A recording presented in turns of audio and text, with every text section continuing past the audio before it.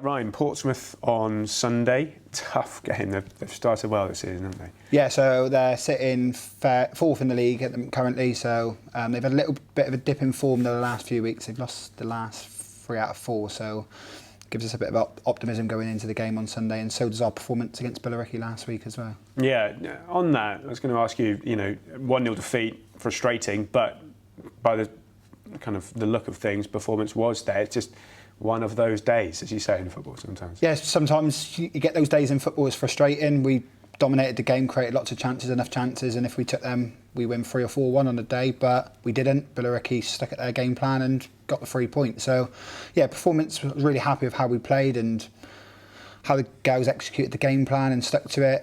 But like you say, it's just one of those days in football. It didn't go our way.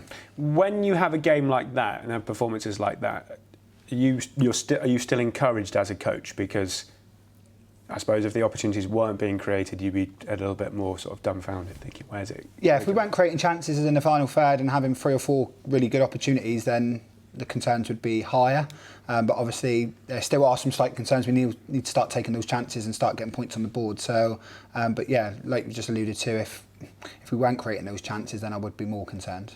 You mentioned that Portsmouth's form has dipped a little bit. They obviously started the season on fire and one of the sides that will be looking to be near the top of the table at the end of the year.